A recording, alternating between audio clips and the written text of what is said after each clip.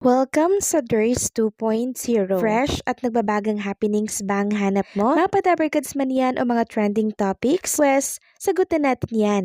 Kaya naman isubscribe nyo na ang ating channel para sa mga nagbabagang balita everyday.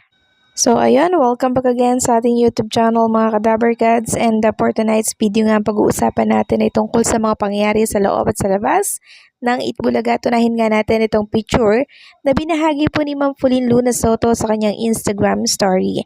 Picture po ito ni Bossing Big Soto, nakarga po itong si Baby Mochi. So parang ito po ay pakadating niya po ng bahay from Itbulaga Studio mga kadabarkads. And ang una niya nga pong kinarga ay itong si Baby Mochi. So ayan po, tanggal pagod nga naman si Bossing Big Soto pag nakakarga niya, 'di ba? And pag nakakabanding niya po yung kanyang mga anak.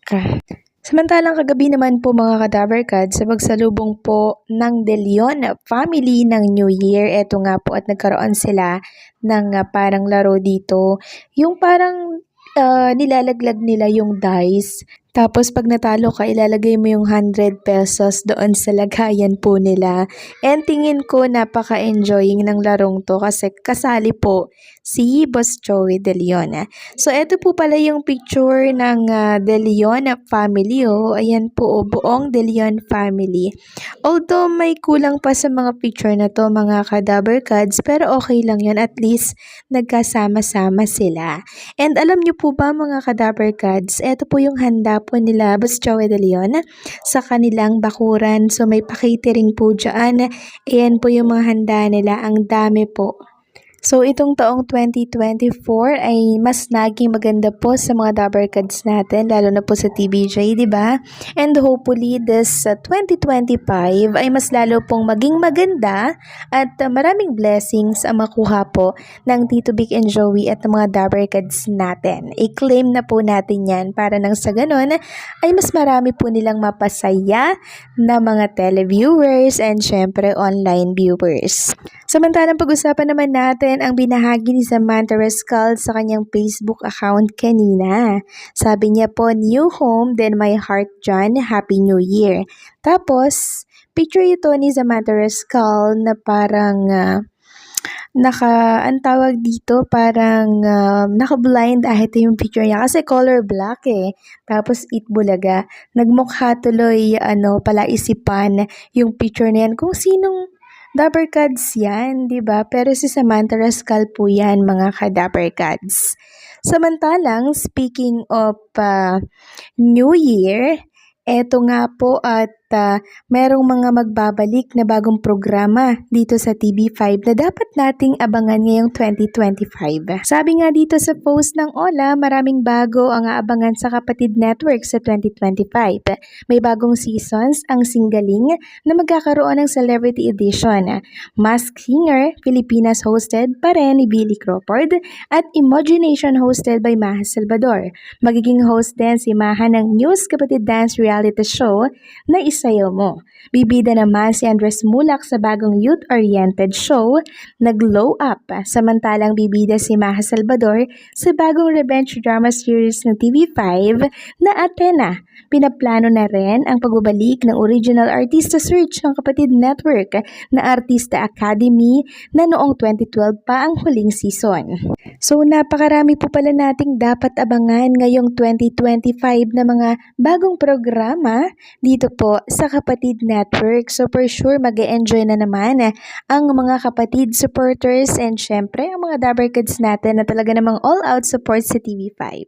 Samantalang talakayin naman natin ang tungkol dito sa The Kingdom. Diba dati ang country na pagpapalabas na nito ay nasa 4 lamang. Ngayon dumami na po mga kadabarkads. Naging doble. So eto nga po yung announcement ng Media Quest Ventures. Narinig namin ang hiling nyo, #The Kingdom coming soon in theaters worldwide na po mga kadabarkads. So sorry, medyo maingay yung background natin mga kadabarkads. Dami kasing bata dito. So sabi dito, worldwide premiere coming soon in this territories: USA, Canada, Saudi Arabia, United Arab Emirates, Bahrain, Qatar, Vienna, Austria, Australia, meron na din, and syempre ang Singapore. So dati 4 lang, pero ngayon 4, 5, 6, 7, 8, 9 na mga Kadaver Cats, and inaasahan pang mas lalo pong madadagdagan ang mga bansa pong nagkaka-interes sa The Kingdom. And kung magbabasa nga po kayo ng komento sa naturang post ng Media Quest Ventures, komento ng ilang netizen doon, sana daw meron sa Brisbane. Ayan po, yay, meron na here sa Australia. Hopefully sa Brisbane, Australia din ay meron din po.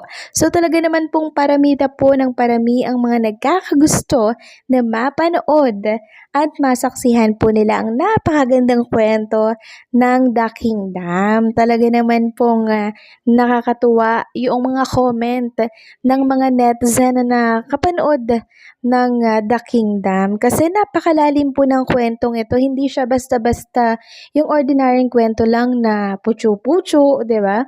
Kaya naman yung mga komento ng mga casual netizen na nakapanood, grabe, no? Sabi nga po ni Tito Soto kanina sa live po ng Itbulaga, ang tunay na jury ay yung mga nakapanood ng pelikula. Diba? Kahit wala mang award na natanggap itong si Bossing Big Soto, pero yung komento na napakaganda po ng mga nakapanood, yun ang tunay na jury, yun po ang tunay na judge. Kasi sila po ang nakakita ng totoong nangyari dito po sa The Kingdom.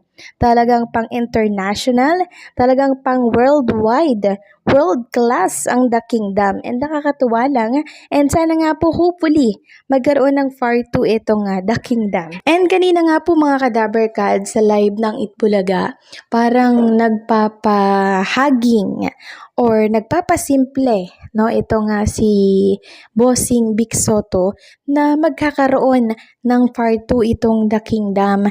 So possible na magkaroon talaga to ng part 2 kasi ang ganda po ng kwento eh. And syempre sa ending din po ng The Kingdom, masasabi talaga natin na may part 2 to kasi nakukulangan po yung mga nakapanood ng The Kingdom. Kaya kung kayo mga Kadaver Cats hindi nyo pa po napapanood ang The Kingdom, nako, showing pa rin ito sa lahat ng sinihan nationwide hanggang January 7 po yan mga Kadaver Cats. Kaya wag po natin yung palalagpasin. Suportahan po natin ang gawang Pilipino na pelikula. Hindi lang yung kay Bossing Big, lahat ng entry po para po sa Metro Manila Film Festival, suportahan po natin yan mga Kadaver Cats. Okay? Kasi malaking tulong yan sa industriya po ng pelikula. So again, congratulations po sa mga cast ng The Kingdom, lalo na po kay Bossing Big Soto sa napaka matagumpay na Metro Manila Film Festival entry po nila dahil nasa 100 plus na po ang income, ang gross per 7 days ng The Kingdom. Humahabol po ito sa And the Breadwinner is ni Vice Ganda. So hanggang dito na lamang pong update natin. Maraming salamat po sa patuloy na pagsuporta and don't forget to like, share, comment, and subscribe.